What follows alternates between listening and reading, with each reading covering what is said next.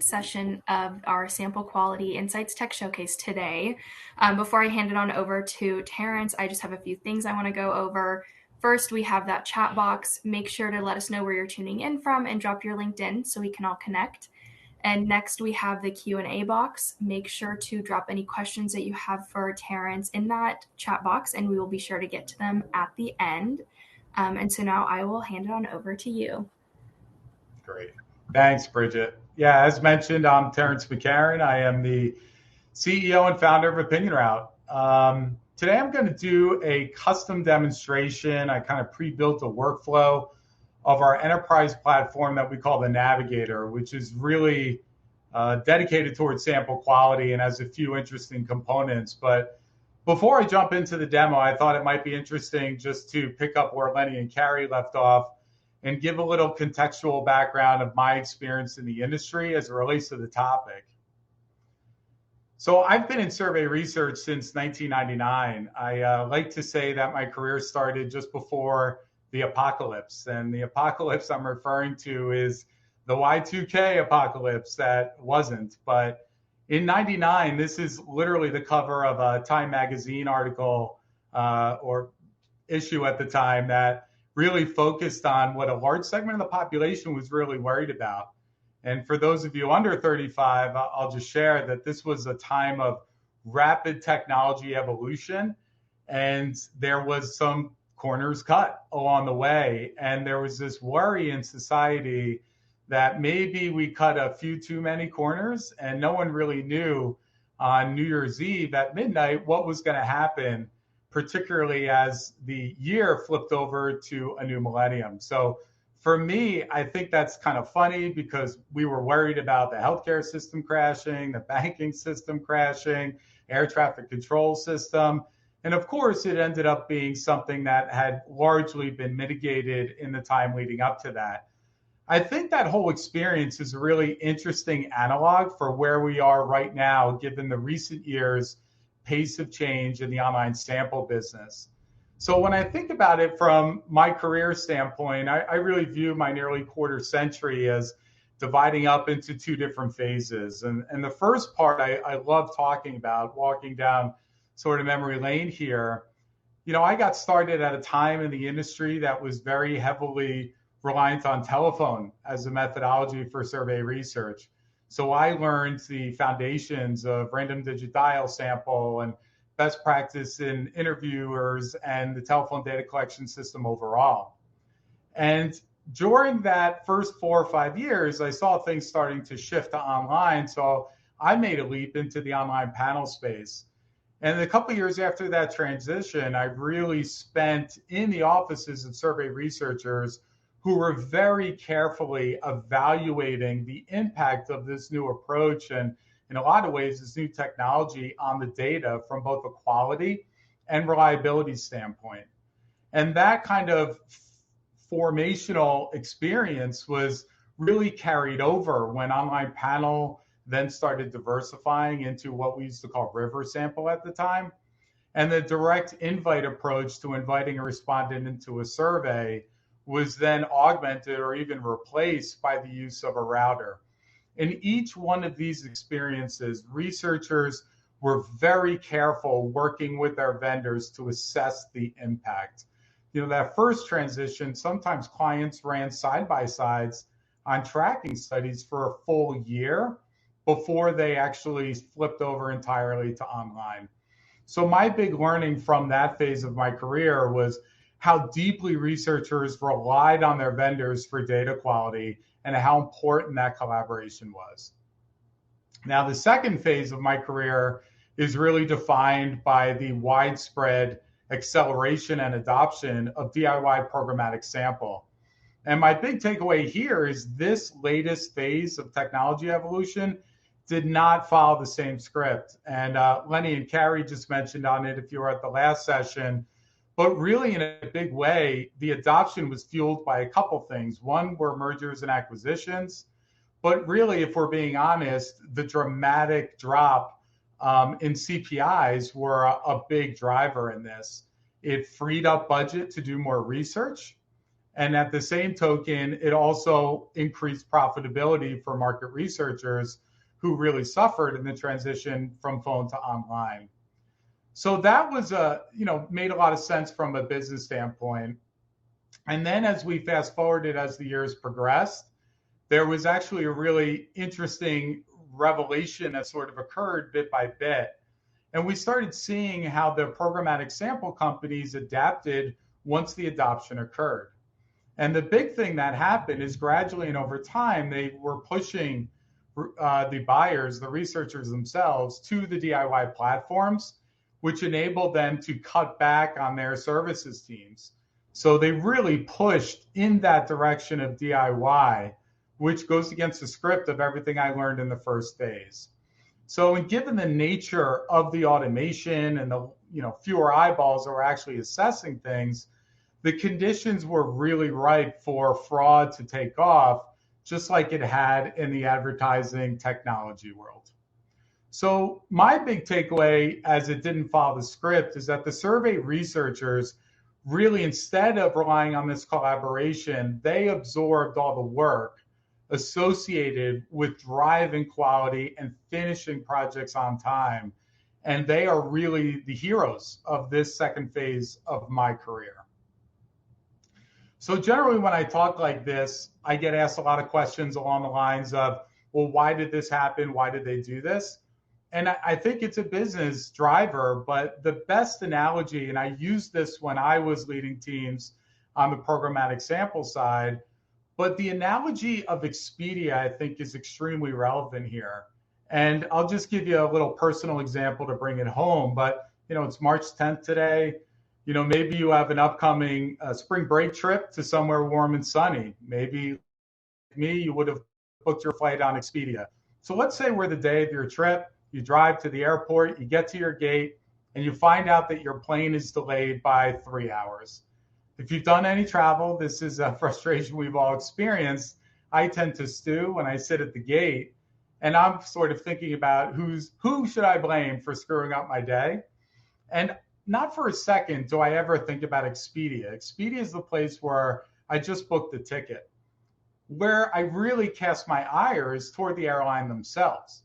The airline is responsible for the operations and getting me safely from point A to point B on time. This mindset is how the DIY programmatic sample business has evolved.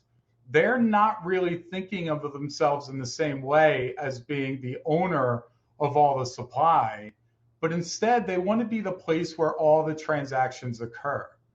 And if you look into the technology features of these platforms, it really backs that up. So you'll see things like reverse auctions.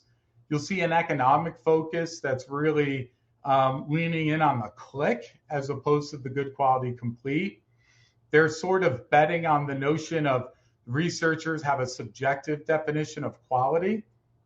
And from an employee standpoint, we have a quote here that will live in infamy for years in the hallways of OpinionRoute, stemming to a project we were doing a few years ago.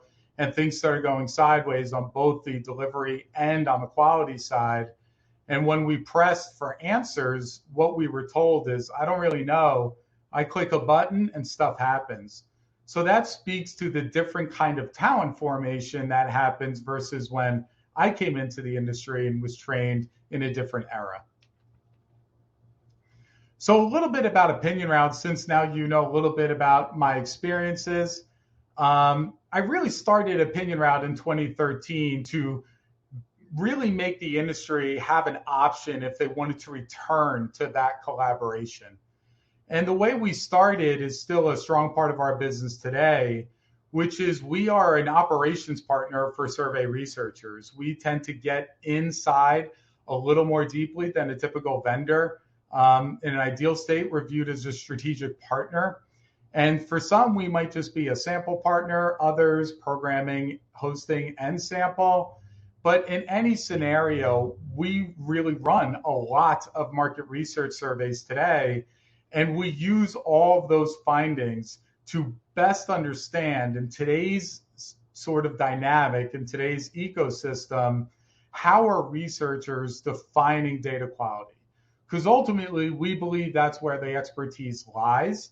So everything we build on a data quality side is drafting off of this deep collaboration we have with hundreds of researchers. And we calibrate all of our fraud prevention and data cleaning technology to fit what a researcher knows is the best quality data. So our tech stack sort of looks like this. We have a macro level enterprise platform called the Navigator, which is more than sample quality, but it's the house for our pre-survey fraud and duplication mitigation technology called Clean ID. And we also have Response ID, which is an open-end data cleaning technology as well. And for us, it's a perfect blend for not replacing the expertise that researchers bring to the table, but instead we're really about arming all the talent in the industry with efficiency tools so they could do what they do faster and really focus on the aspects of the process that they love. So without any further ado, I'll jump into the demonstration, and I'll just repeat that this is a custom demonstration specifically with an angle of sample quality. So it's presented in sort of a prototype fashion. The Navigator does a lot more than what I'm about to show you, but hopefully you'll get a good feel for what it's like. And we're going to jump into our project mid-field and see what the technology reveals for us. So welcome to the Navigator. This is the enterprise platform that OpinionRoute uses even internally to run everything we do. And right off the bat, as I set this up, we're looking at a project sort of in the field portion.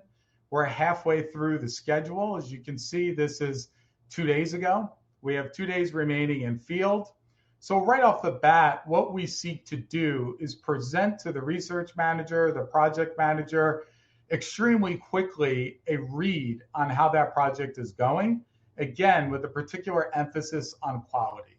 So just looking at the overview of the metrics on the project, there's a couple things going on that I'm already seeing on this project. This red progress bar is indicating that not only are we behind, but we're pretty significantly behind, and we only have 2 days remaining. As my eyes carry forward down below, I can see that instead of pace accelerating, it's been slowing since day one. And I'm looking at my vendors broken down here, fictitious vendors, alpha sample and beta sample. And right next to here, I can see what metrics are going well. And then my eyes are really drawn to the quality control metric.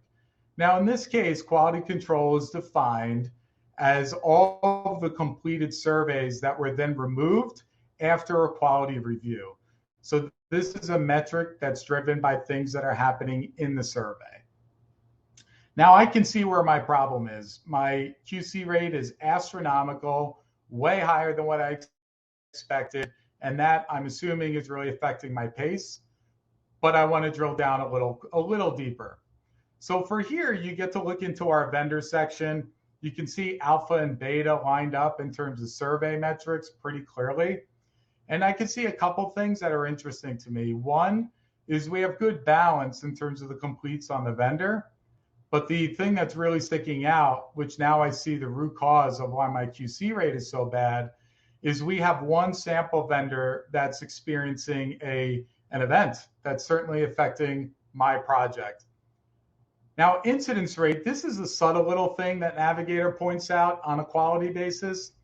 So incidence rate right now looks pretty okay. There's a 32%, 22%, and overall I'm coming in pretty near where I expected up front. So what we have learned over the years is that a higher incidence rate, if it's 10 points like this above what a good quality source would provide, could also be an indicator of a quality problem. Bad actors tend to game the system, so they qualify and are able to continue. And we see that overqualification rate could be an indicator of poor data quality. So now that I'm here, I want to go one layer deeper into the quality metrics. And this is where you get to see the breakdown of our fraud and duplication prevention tool, Clean ID, really showcased. So Clean ID is the first click coming into the Navigator for any survey taker. It is a security blanket for the survey itself. And the goal is you want to prevent all the known fraudsters from getting into that survey.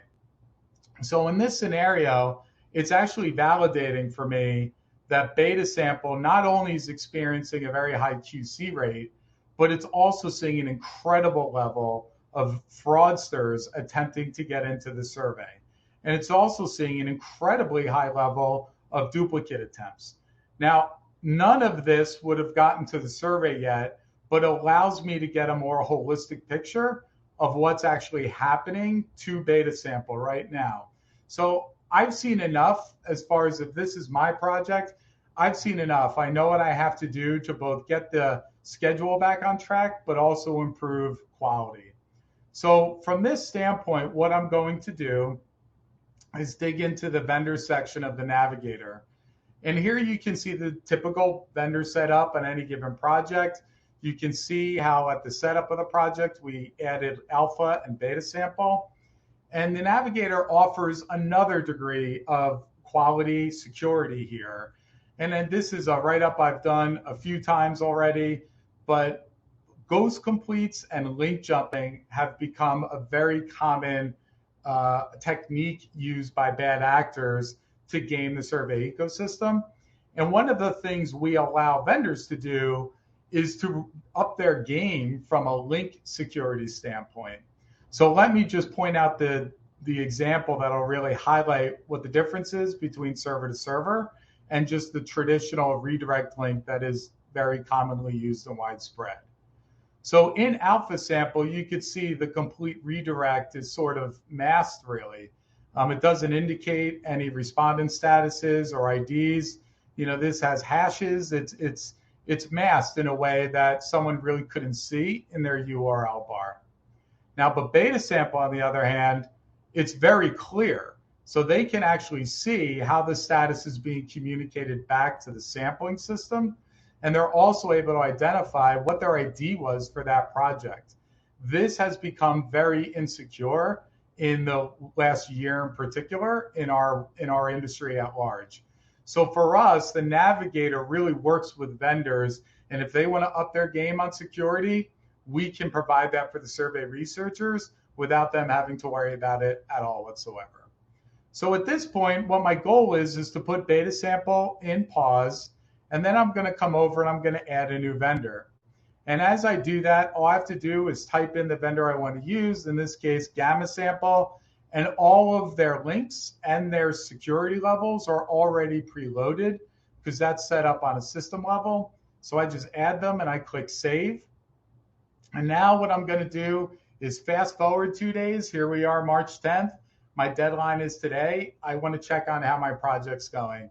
And right back, I'm at that main screen, and I can see that this was a deeply red bar 2 days ago, but now I'm right on track. I'm only 17 completes away from wrapping this up. I'm right on time. I could see when I intervened on the 8th, immediately the pace picked back up thanks to Gamma, and we finished on time. My quality control rate dropped from 43% to 18%. So without going any deeper, I can already tell from a high level that Gamma did what I wanted to do. So my strategy, as I thought through the data I was seeing, really worked. And the nav helped reveal things that I really would not have seen if I was just relying on a reporting tool in some survey engine. So I'm going to drill down one layer deeper just to take a victory lap here. And I can see that Gamma Sample had a very good fraud block rate, very much closer to Alpha Sample than Beta was. The duplication blocks, again, were in line. And the QC removal rates, again, this worked exactly as I wanted it to. So now I feel great about that, but I still got to wrap up this project. So I probably want to do one more data clean. So I'm going to jump into this part of the navigator, which is where our product response ID lives. So what response ID enables you to do is just upload a CSV version of your data file, which I already have that preloaded here. I'm going to continue. It feeds you up the list of questions from your survey. It allows you to click which ones are open ends, because that's what we're going to be evaluating here. And then what happens is a very important next step. So it populates the text of Q2 and then allows the researcher to select what kind of expectation you have on this answer. So just to give you an example, what brands come to mind when you think of ride sharing? The answer to this is very clearly a brand or a company. So in this scenario, I'm going to ask Response ID to evaluate this as a trademark answer expectation. And then once I do that, Response ID does its thing, and then it spits back an analytical summary of the data file.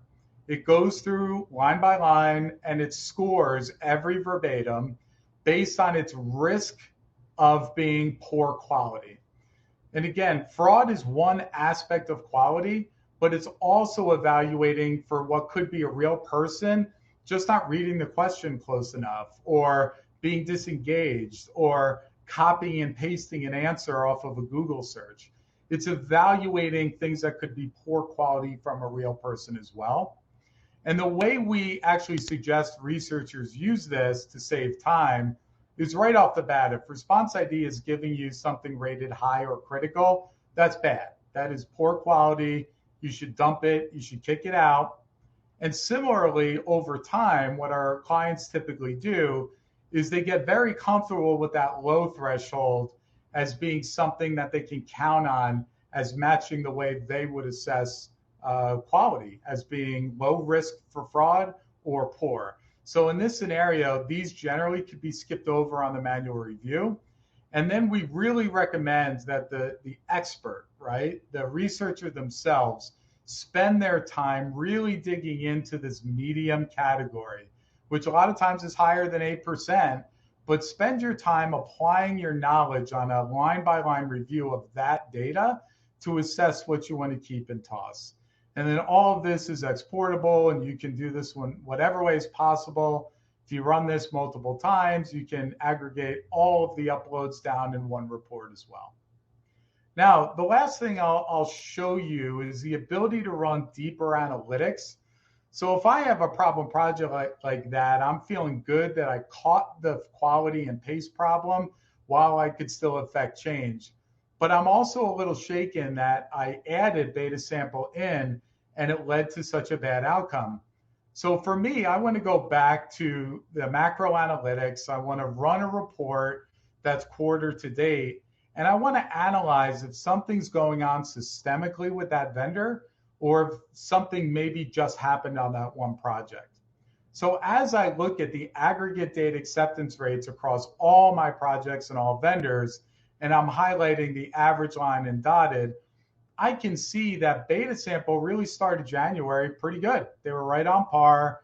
But what started happening really began about 4 weeks ago, and it hasn't leveled off yet. So in this scenario, I'm seeing that something on the post-fraud, but in the survey, is really occurring on a systemic level in that programmatic sample ecosystem.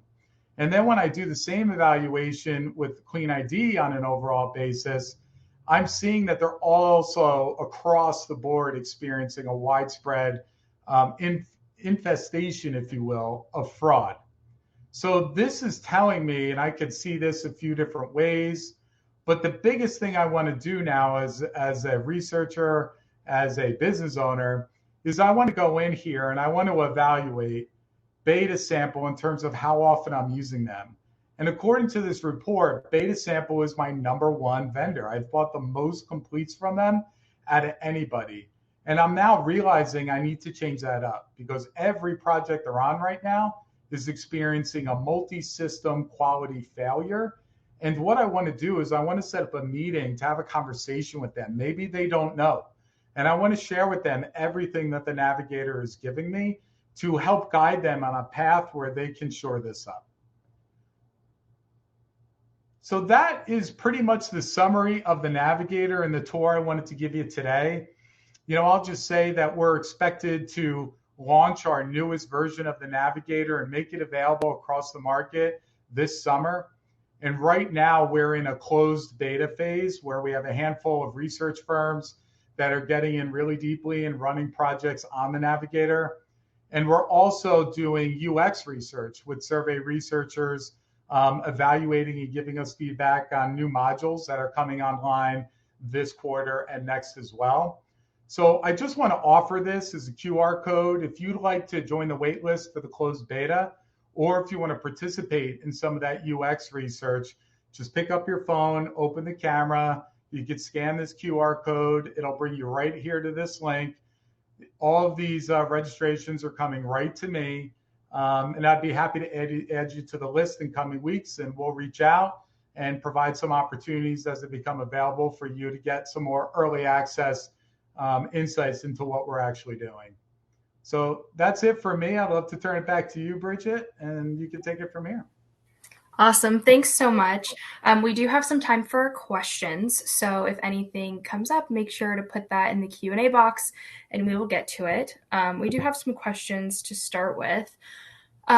What is the difference between the QC rate and fraud rate? Yeah, that's a great question. So QC rate is a measure of what researchers would have removed from the data set. So that's a reflection on what happened in the survey. The fraud rate in the Navigator alludes to what was blocked pre-survey by clean ID. So those are like the absolute known quantified fraudsters that we're keeping out of that survey to begin with. So we measure those as separate reads, but both key components of data quality for sure. Great, thank you.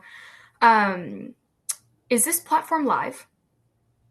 Yeah, we've been running our services business on this for 9 years.